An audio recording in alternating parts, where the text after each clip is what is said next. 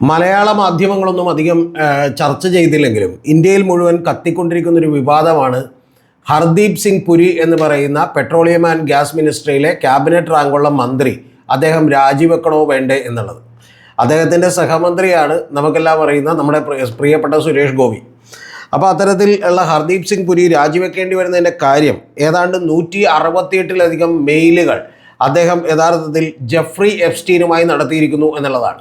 Jeffrey എപ്സ്റ്റീൻ്റെ ഏതാണ്ട് 35 ലക്ഷത്തോളം വരുന്ന എപ്സ്റ്റീൻ ഫയലുകൾ ഇപ്പോൾ ഡീക്ലാസിഫൈ ചെയ്ത് അമേരിക്ക പുറത്തേക്ക് വിട്ടിട്ടുണ്ട്. ജെഫ്രി എപ്സ്റ്റീൻ ആരാണെന്ന് നിങ്ങൾക്ക് എല്ലാവർക്കും അറിയാം. ഒരുപക്ഷെ ലോകം കണ്ടിട്ടുള്ള ഏറ്റവും വലിയ സീരിയലായി ഒരു പരമ്പര പോലെ കുട്ടികളെ പീഡിപ്പിച്ചിട്ടുള്ള ഒരാളാണ്. അതിൽ 36ഓളം പേർ പീഡിപ്പിക്കപ്പെട്ടതിൻ്റെ യുവതികൾ വന്ന് കൃത്യമായിട്ട് മൊഴി നൽകിയിട്ടുണ്ട്. അവരുടെ എല്ലാം ഫോട്ടോകളും വീഡിയോകളും ഒക്കെ തന്നെ നമുക്ക് പല സോഷ്യൽ മീഡിയ പ്ലാറ്റ്ഫോമിലൊക്കെ അവൈലബിൾ ആണ്.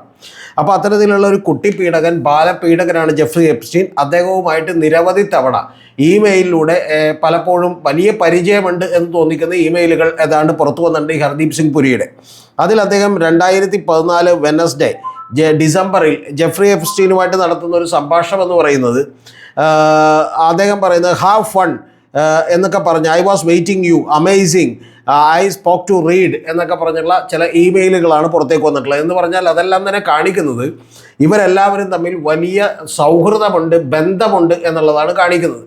അതുകൂടാതെ ഇദ്ദേഹത്തിൻ്റെ മകൾക്ക് വേണ്ടി പോലും ഈ ജെഫ്രി എപ്സ്റ്റീനോട് ചില സഹായങ്ങളൊക്കെ തന്നെ ചോദിച്ചിരുന്നു എന്നുള്ളതാണ്, മകളുടെ കരിയറിനൊക്കെ വേണ്ടി.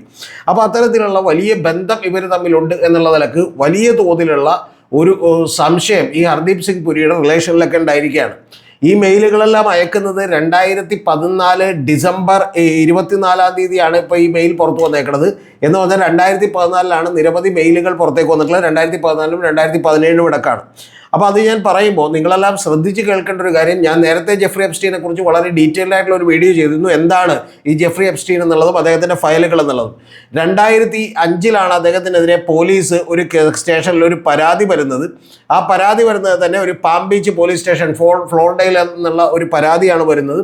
അതിനുശേഷം ഇദ്ദേഹം 2008-2009 ഇദ്ദേഹം ശിക്ഷിക്കപ്പെടുന്നുണ്ട്.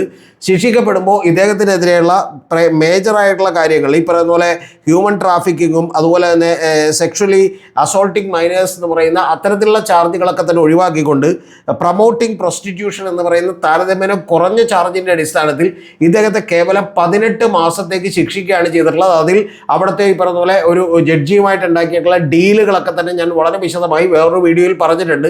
ഇതിൻ്റെ ഐ ബട്ടണിൽ കൊടുക്കാം, താല്പര്യമുള്ളവർക്ക് കാണാം. ഡിസ്ക്രിപ്ഷനിലും അതിൻ്റെ ലിങ്ക് കൂടി കൊടുത്തേക്കാം.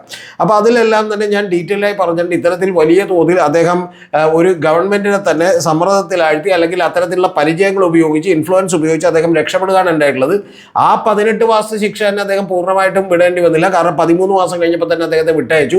ശിക്ഷ തന്നെ വളരെ തമാശയായിട്ടുള്ള ഒരു കാര്യമായിരുന്നു. കാരണം ഏതാണ്ട് ആഴ്ചയിൽ അദ്ദേഹത്തിന് 12 മണിക്കൂർ പുറത്തു പോകാനുള്ള സൗകര്യം ഉണ്ടായിരുന്നു. ഏത് വിസിറ്റേഴ്സിനും അദ്ദേഹത്തിന് വന്ന് കാണാം. ഒരു പ്രൈവറ്റ് റൂമും ടോയ്ലറ്റും TV ഒക്കെ ഉള്ള ഒരു റൂമാണ് കൊടുത്തിരുന്നത്. അതായിരുന്നു അദ്ദേഹത്തിൻ്റെ ജയിൽ എന്ന് പറയുന്നത്. അപ്പോൾ യഥാർത്ഥത്തിൽ അദ്ദേഹത്തിൻ്റെ ഓഫീസിൽ പോകാനുള്ള സൗകര്യമൊക്കെ ഉണ്ടായിരുന്നു. പലപ്പോഴും രാത്രികളിൽ മാത്രമാണ് അദ്ദേഹം അവിടെ ഉണ്ടായതെന്ന് പറയപ്പെടുന്നു. എന്ന് പറഞ്ഞാൽ എല്ലാം കൊണ്ടും തന്നെ ഒരു 5 സ്റ്റാർ ഹോട്ടലിൻ്റെ ലക്ഷറി ഉണ്ടായില്ല എന്ന് മാത്രമേ ഉള്ളൂ. ഏതാണ്ട് താരതമ്യേന കുഴപ്പമില്ലാത്തൊരു ഹോട്ടലിൻ്റെ റൂമിൽ അദ്ദേഹം കഴിഞ്ഞിരുന്നു എന്നുള്ളത് മാത്രമാണ് ഈ 13 മാസങ്ങളിൽ സംഭവിച്ചിട്ടുള്ളത്. അപ്പോൾ അതിനുശേഷം യഥാർത്ഥത്തിൽ ഈ ഹർദീപ് സിംഗ് പുരി എന്ന് പറയുന്നത് ആരാണ്? അദ്ദേഹം ഇപ്പോൾ മന്ത്രിയായ ആളല്ല. അന്ന് 2014 മന്ത്രിയല്ല. പക്ഷെ മന്ത്രിയായത് ഇപ്പോഴാണെങ്കിൽ പോലും അദ്ദേഹം യഥാർത്ഥത്തിൽ യുണൈറ്റഡ് നേഷൻസിൽ ഇന്ത്യയെ പ്രതിനിധീകരിച്ച് ഇന്ത്യയുടെ പ്രതിനിധിയായി നിരന്തരമായി പങ്കെടുത്തുകൊണ്ടിരുന്ന ഒരാളാണ്. അദ്ദേഹം ഒരു IFS ഓഫീസറായിരുന്നു, ഇന്ത്യൻ ഫോറിൻ സർവീസ് കിട്ടിയിട്ടുള്ള ഓഫീസറായിരുന്നു. എന്ന് പറഞ്ഞാൽ അദ്ദേഹത്തെ സംബന്ധിച്ച് ഇത്തരത്തിലുള്ള ആളുകളെയൊക്കെ തന്നെ നിരവധി അവരുടെ ഡീറ്റെയിൽസും അവരുടെ ബാക്ക്ഗ്രൗണ്ടും ഒക്കെ അറിയാനുള്ള കഴിവുണ്ട് എന്ന് ചുരുക്കം. അങ്ങനെ കഴിവുണ്ടായിട്ടും ഈ പറയുന്ന ജെഫ്രി എപ്സ്റ്റീനുമായി നിരന്തരമായി ഇദ്ദേഹം ബന്ധം സ്ഥാപിച്ചിരുന്നു എന്നുള്ളതാണ് ഏറ്റവും പ്രധാനപ്പെട്ട കാര്യം. അപ്പോൾ 2014 അദ്ദേഹം റിട്ടയർ ചെയ്തിട്ടുള്ള IFS ഓഫീസറാണ്. അദ്ദേഹം ഇതിൽ പറയുന്നുണ്ട്, ഞാൻ സംസാരിച്ചു റീഡുമായിട്ട് എന്ന് പറയുന്നുണ്ട്. റീഡ് എന്ന് പറഞ്ഞിട്ടുണ്ടെങ്കിൽ റീഡ് ഹോഫ്മാൻ എന്ന് പറയുന്ന ലിങ്ക്ഡിൻ്റെ ഒരു ഫൗണ്ടറാണ്. ലിങ്ക്ഡിൻ്റെ ഫൗണ്ടറൊക്കെ ജെഫ്രി എപ്സ്റ്റീനെ സംബന്ധിച്ചിടത്തോളം വളരെ നിസ്സാരക്കാരനായ ആളാണ്. കാരണം അദ്ദേഹം ബിൽ ഗേറ്റ്സുമായിട്ടും മറ്റ് നിരവധി ആളുകളുമായിട്ടൊക്കെ തന്നെ വലിയ ബന്ധമുണ്ടായിരുന്ന, ലോകത്തിലെ എല്ലാവിധ പണക്കാരുമായും വലിയ ബന്ധമുണ്ടായിരുന്ന ഒരാളാണ്. അപ്പോൾ അത്തരത്തിൽ ടെസ്ലയുടെ ഓണറുമായിട്ടും ഒക്കെ തന്നെ വലിയ ബന്ധമുണ്ടായിരുന്ന ഒരാളാണ്. കൂടാതെ രാഷ്ട്രത്തലവന്മാർ, ഇസ്രായേലിൻ്റെ പ്രൈം മിനിസ്റ്റർ മുതൽ അമേരിക്കയുടെ ഈ പറയുന്ന പോലെ പ്രസിഡന്റിന് വരെ, അതായത് നമ്മുടെ ഇപ്പോഴത്തെ ട്രംപായിട്ട് തന്നെ വലിയ സൗഹൃദം ഉണ്ടായിരുന്ന ഒരാളാണ്.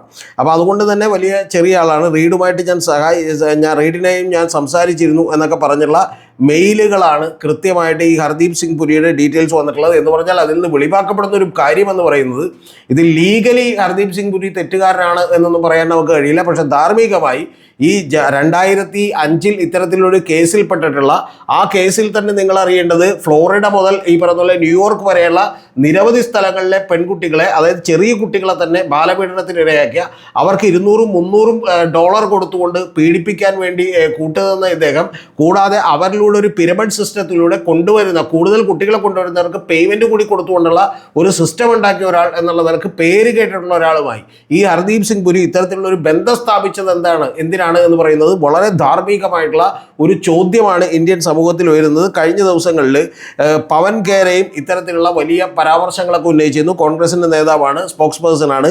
അദ്ദേഹവുമൊക്കെ തന്നെ വലിയ പരാമർശങ്ങൾ, വലിയ എതിരായിട്ടുള്ള ചില ഞെട്ടിപ്പിക്കുന്ന കാര്യങ്ങളൊക്കെ തന്നെ ഇദ്ദേഹത്തെക്കുറിച്ച് പുറത്തുവിട്ടിരുന്നു. കൂടാതെ ഇദ്ദേഹം നേതൃത്വം കൊടുത്തിരുന്നു, ഹർദീപ് സിംഗ് പുരി നേതൃത്വം കൊടുത്തിട്ടുണ്ടിരുന്ന ഒരു ഓർഗനൈസേഷൻ ഉണ്ട്, ഇന്റർനാഷണൽ പീസ് ഫൗണ്ടേഷൻ എന്ന് പറഞ്ഞ്.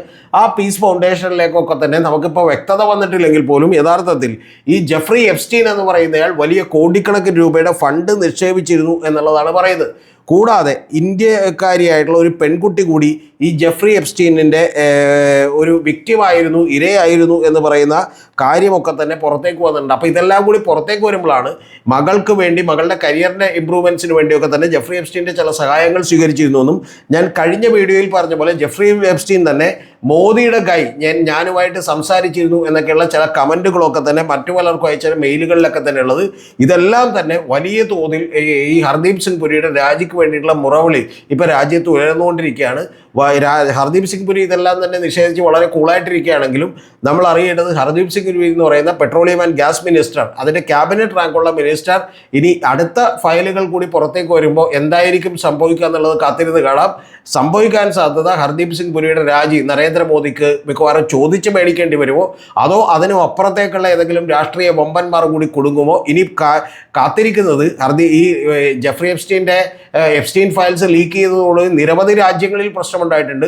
അതിൽ കുറഞ്ഞ പ്രശ്നമുണ്ടായ ഒരു രാജ്യമാണ് ഇന്ത്യ. പക്ഷേ ഇന്ത്യയെ കൂടി പിടിച്ചു കുലുക്കാൻ എപ്സ്റ്റീൻ ഫയൽസിന് കഴിയുമോ എന്നുള്ളതാണ് നമ്മളിനി കാത്തിരുന്ന് കാണേണ്ട കാര്യം.